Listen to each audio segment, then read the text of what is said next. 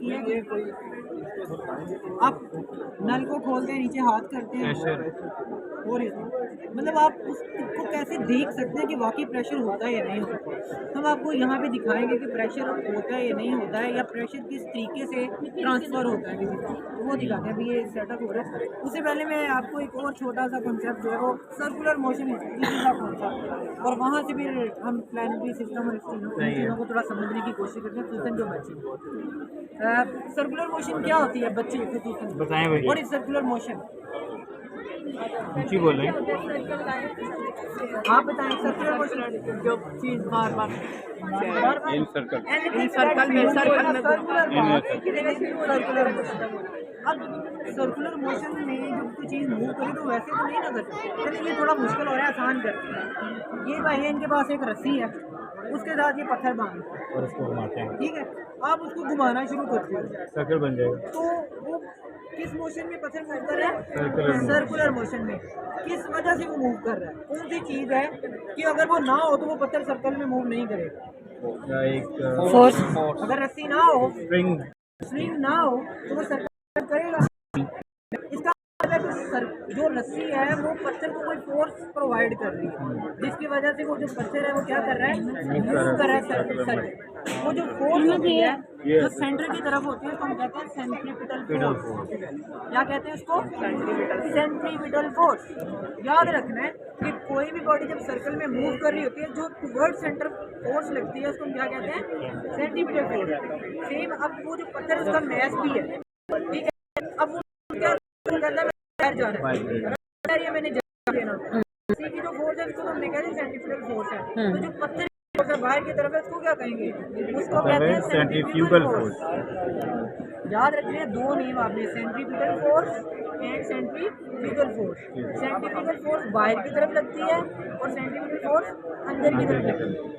अब कोई भी बॉडी एग्जैक्ट सर्कुलर पाथ में उस वक्त मूव करती है जब ये दोनों फोर्सेस क्या हो जाती है? बैलेंस हो जाती है। ठीक हो गया?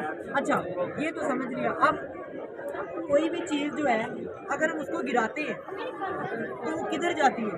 नीचे। क्यों जाती है? ग्रेविटी की वजह से। अब ये न्यूटन का ग्रेविटी का कानून है, वो कहता है कि अगर दो मैसी है ना वो दोनों एक दूसरे को क्या करते हैं? अट्रैक्ट करते हैं। लेकिन हम यहाँ पे जब इसको गिरा रहे हैं तो ये तो नजर आ रहा है कि जमीन इसको अट्रैक्ट कर रही है। क्या ये जमीन को अट्रैक्ट कर रहा है? ये नजर नहीं आता। बड़े छोटे सब, क्या ये जमीन को अट्रैक्ट कर रहा है?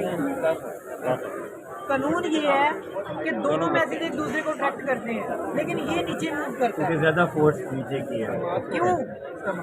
मैस इसका थोड़ा है। जो ग्रेविटी की फोर्स है उसकी बेस है मैस। जितना ज्यादा मैस होगा उतनी फोर्स ऑफ ग्रेविटी क्या होगी?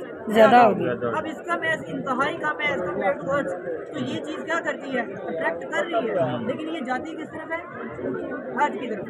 ठीक हो गया जी। अब ये कॉन्सेप्ट समझ आ गया।